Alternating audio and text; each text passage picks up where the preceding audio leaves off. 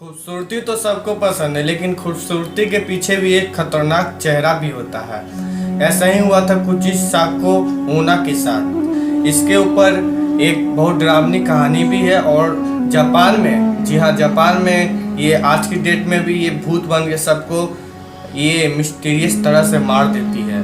आज की यह रियल स्टोरी पे आधारित भी है। आज की इस वीडियो में मैं आपको ही ऐसा ही रूबरू कराने वाला हूँ कुची साको ओना के बारे में। क्यों इतना ही खतरनाक है, आज की डेट में भी जाएंगे तो ज़्यादातर बच्चों को ये शिकार भी बनाती है। आइए वीडियो में जानते हैं कि क्या है इसका रहस्य। चलिए वीडियो को स्टार्ट।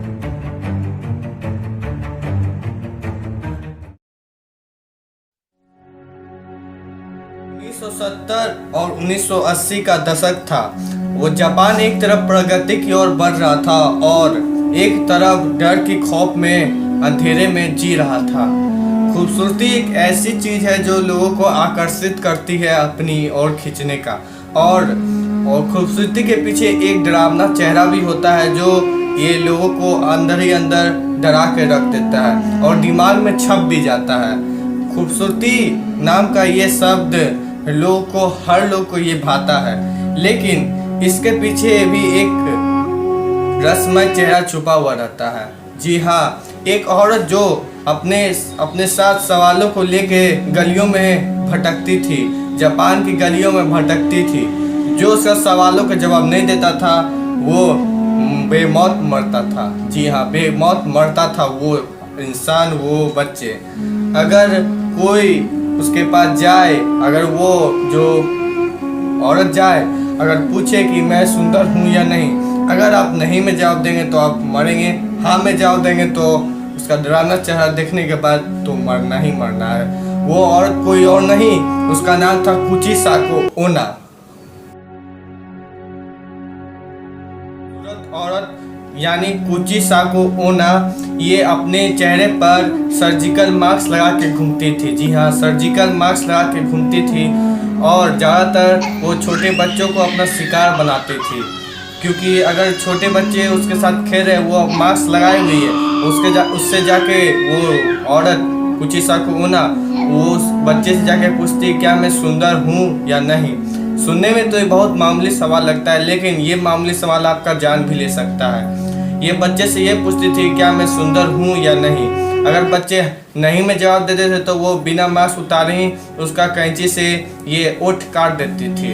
अगर वो बच्चे का जवाब हाँ में रहता था तो वो अपना डरावना चेहरा दिखाती थी और कहती थी कि क्या मैं सुंदर हूँ। अगर वो बच्चे का जवाब अगर ना में रहेगा, डर के मारे तो ना ही कहेगा ना में रहता था, तो वो बच्चे बेमौत मार देते थे। कुची साको ओना ही मार डालती थी उस बच्चे को, क्योंकि उसका डरावना चेहरा देखने के बाद हाँ में रहता था सवाल तो अपना डरावना चेहरा दिखा के मारती थी, ना में रहता था तो चेहरा नहीं उतारती थी, ऐसा ही मार डालती थी।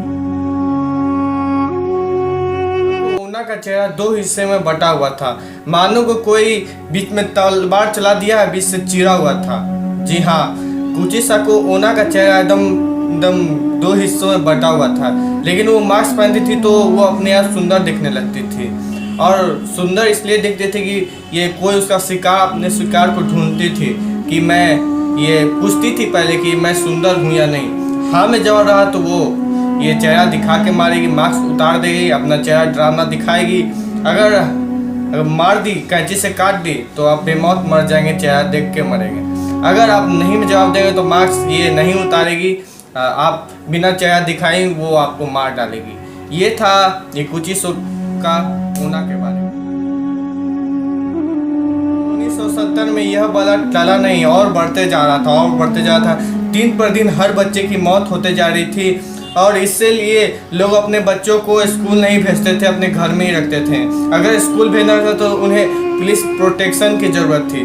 पुलिस प्रोटेक्शन तो मिल जाता था, लेकिन तभी कई बच्चों की मौत हो रही थी और कई इंसानों को ही मौत हो रही थी, लेकिन ये बला अभी तक टली नहीं। बहुत लोग इससे मारे जा चुके थे ये कुची साको ओना से।